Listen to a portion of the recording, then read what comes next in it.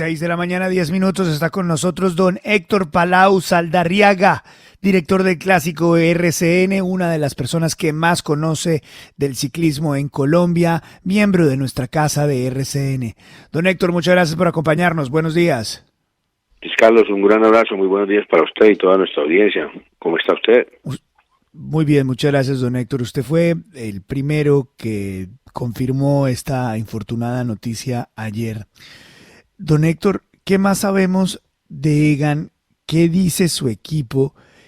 Su experiencia, ¿qué le dice sobre cómo puede sobrellevar esta lesión Egan?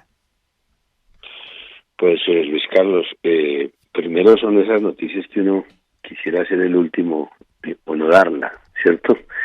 Pero bueno, nos tocó y nos ha tocado una noticia muy negativa porque entrando ya en ese tema de qué va a pasar, cómo se puede manejar, primero pues yo creo que hay que seguir esperando por los resultados clínicos, por la manera como vaya avanzando todo el tema médico. Son los médicos realmente en este momento los que tienen, digamos, las mejores, las más propias informaciones y las que debemos ir esperando.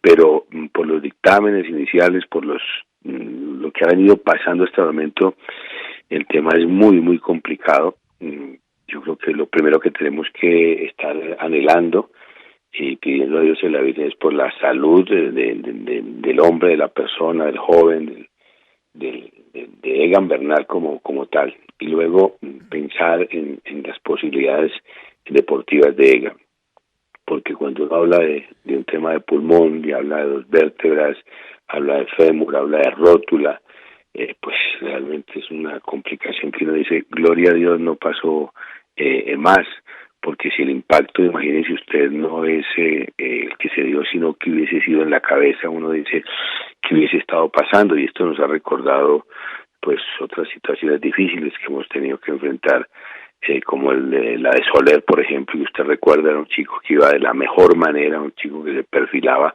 como uno de los grandes del ciclismo colombiano, y finalmente terminó fuera de contexto, de la parte deportiva. Entonces el tema es muy complicado. Yo creo que con lo que inicialmente se ha ido informando por los resultados clínicos de Egan, uno tendría que pues pensar que este año se perdió, que este año ya no fue para Egan Bernal, que es su gran cita en el Tour, donde se esperaba estuviera en el duelo de los más grandes del ciclismo colombiano, como lo esperaba el Tour, como lo esperaba su equipo, como lo esperaba él, como lo esperábamos nosotros. Esa gran cita ya no la podrá cumplir, deportivamente hablando.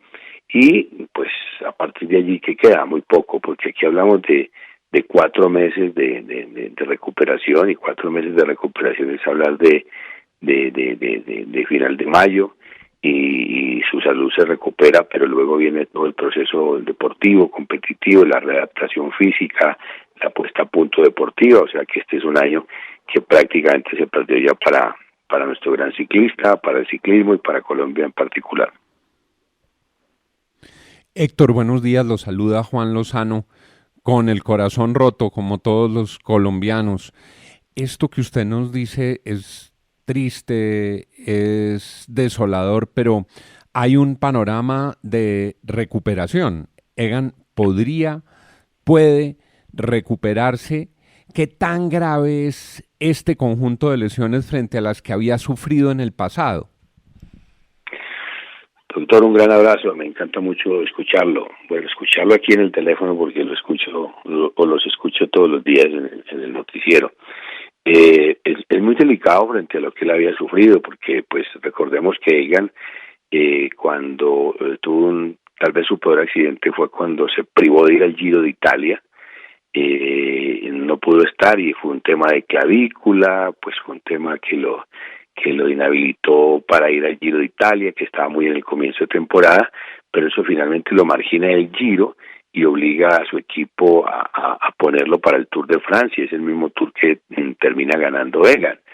Entonces fue una lesión que sí, lo saca de una carrera de su actividad deportiva competitiva, pero es muy rápido, inclusive por ser una lesión de clavícula, pues podría mucho más rápido volver a hacer bicicleta no hay movimiento, estática, pues, y hacer una actividad física que lo recuperaba más rápidamente.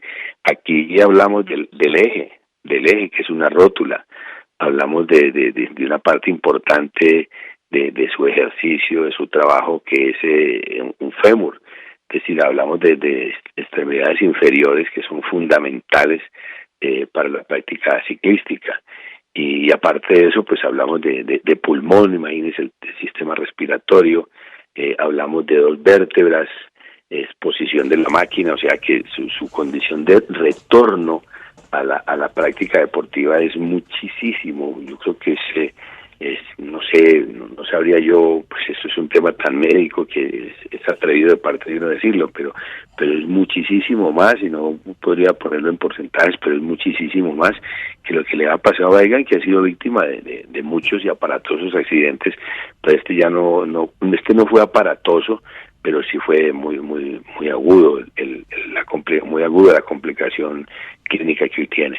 Sí, señor Palau, y entendiendo que por supuesto lo primero es la salud de Egan, que se recupere, que pueda estar bien, y esos términos en los que usted nos habla del corto plazo, pero en su experiencia, ¿qué podrían significar estas lesiones para la carrera de un ciclista en el largo plazo? Bueno, en el largo plazo esperemos que no signifique mayor. Realmente ayer cuando dimos la noticia inicial, que primero fue que un accidente, vimos la foto, dijimos, bueno, aparentemente no pasó mayores. Ya cuando nos dijeron fémur y rótula, dijimos, pues ojalá no sean, más que una lesión leve del fémur y la rótula. Pero ya cuando dijimos que era fractura y que ya había cirugía y que era cirugía rápida, pues nos preocupamos más. Y luego ya en la atardecer noche, cuando hablaron de la complejidad de las 2 lesiones, pues realmente nos ha preocupado mucho más, porque realmente es de mayor complejidad la lesión. Y vuelvo y digo, aquí pues realmente los partes médicos son los que nos pueden ir devolviendo la fe, el optimismo. Tenemos la fe, el optimismo. Yo particularmente, que soy muy católico, pido a Dios y a la Virgen por su recuperación, que es lo más importante. Creo que todos ahora pensamos es en el Egan que ya nos dio, en el Egan persona, y después iremos pidiendo a Dios y la Virgen por su retorno en la parte competitiva. Pero de todas maneras, perder como creemos inicialmente, ojalá nos equivoquemos en esto del periodismo y en muchas otras profesiones. Uno a veces prefiere haber estado equivocado por bien de la persona, por bien del país, por bien del familiar o del amigo. Aquí en este caso uno periodísticamente quisiera estar tremendamente equivocado en cualquier pronóstico hoy, o no atreverse a pronosticar situaciones y esperar lo que pase. Todo va a depender de cómo vaya evolucionando, qué vayan diciendo los médicos, pero lo que hasta hoy tenemos como información, y que desafortunadamente con el correr de los minutos ha ido siendo más negativo, porque digo que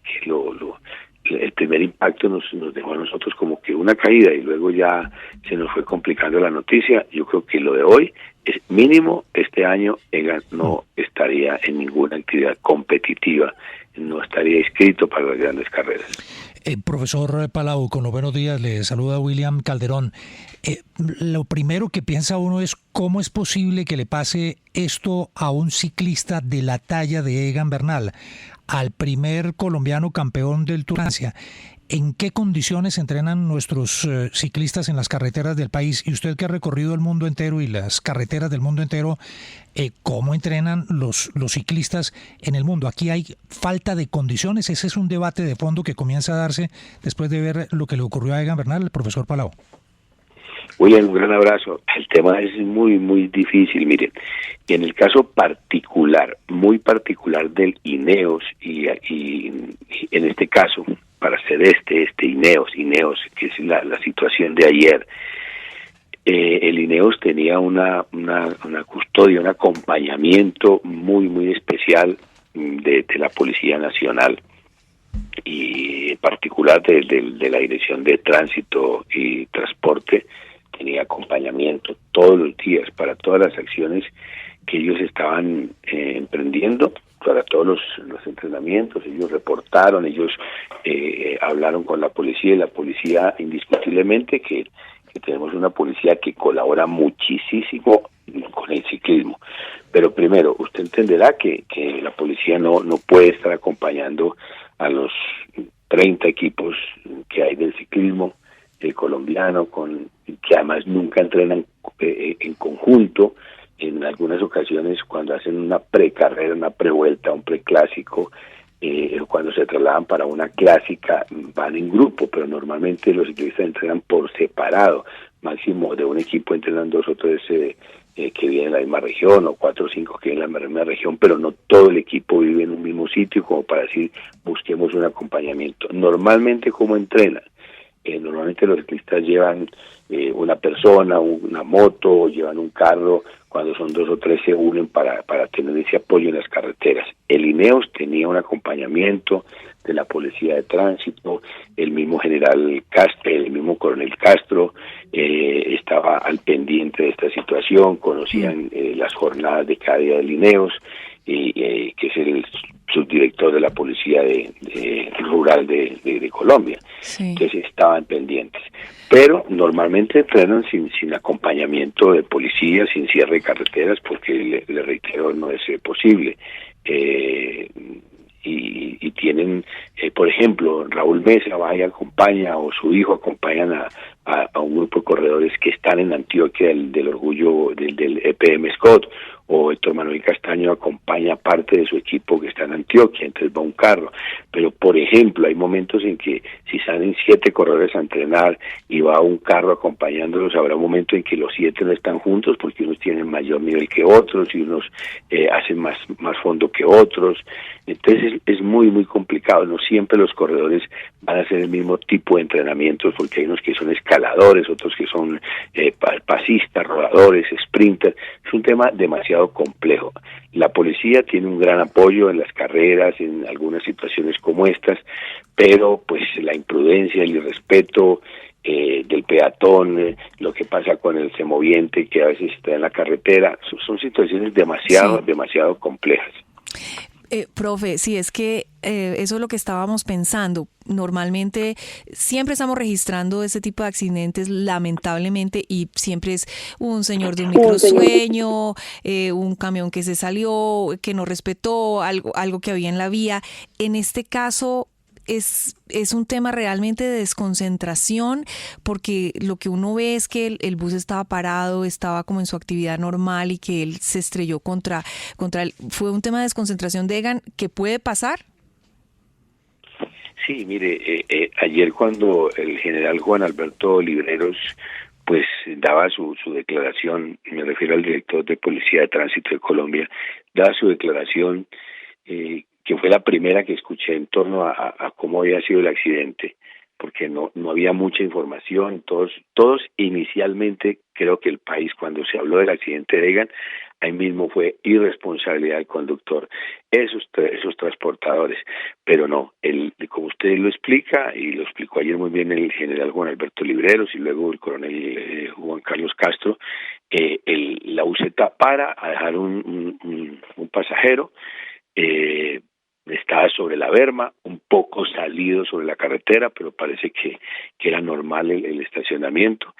Lo que pasa es que en el caso, por ejemplo, de ayer, Egan está haciendo jornada cronómetro, va en una bicicleta especial con una mayor inclinación, en fin, en unas condiciones totalmente diferentes, va a 54 por hora, según la información que tenemos. El Garmin le indicó que en ese momento del impacto se lo da a 54 kilómetros por hora, él va en otra posición, y yo no diría desconcentración, él va concentrado en su ejercicio, va concentrado en su máquina, en su pedaleo, en su objetivo, y hasta ahí, y seguramente sí, confiando en que ese tipo de cosas no va a pasar. Él a lo mejor es tan difícil, él a lo mejor un poco antes ve que el bus va, pero que va adelantado, no supone que vaya a parar, son muchas cosas, por eso al final de cuentas accidente, ¿no?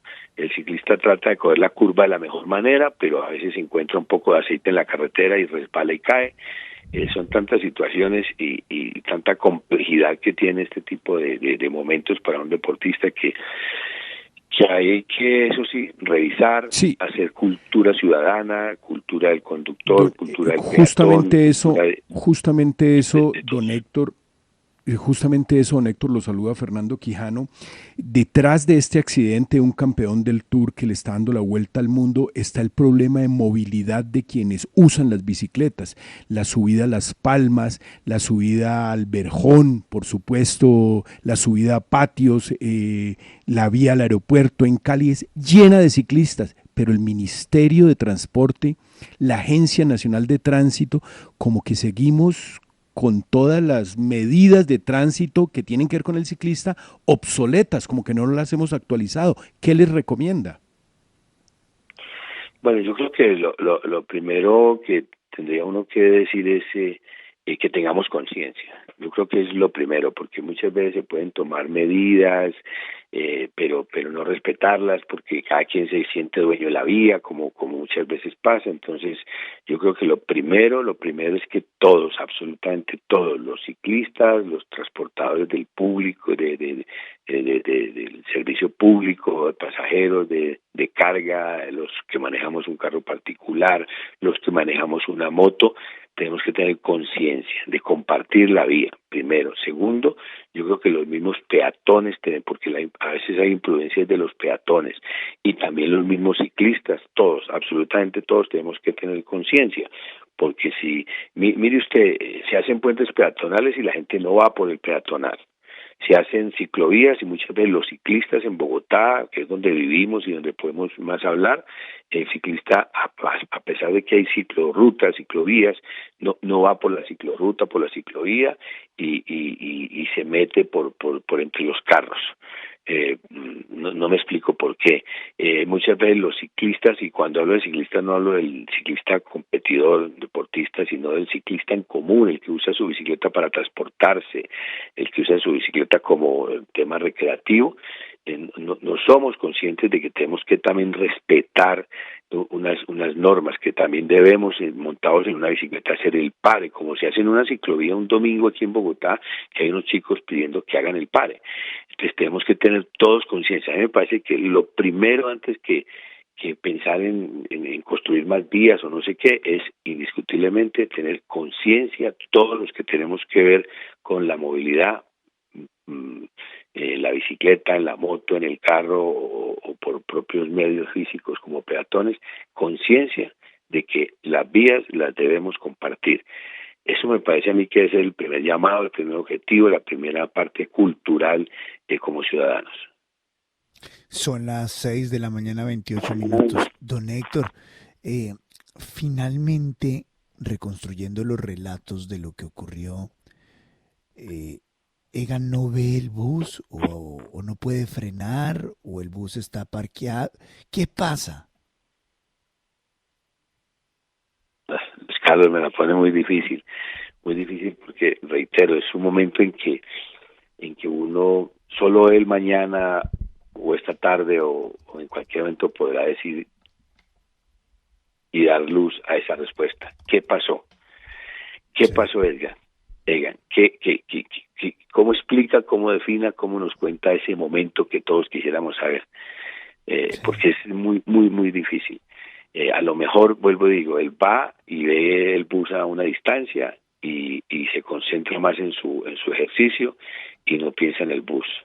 A lo mejor el bus le aparece más de sorpresa. Es posible que haya parado antes y haya vuelto a meterse en la vía, haya vuelto a parar. Son tantas cosas, tan complicado, porque el bus no va por el centro de la calle, de la vía. Es muy complicado. La verdad es que es una respuesta que solo hay que dejársela a Egan, como hoy hay que dejarle a Dios y a la Virgen y a los médicos esa evolución de Egan.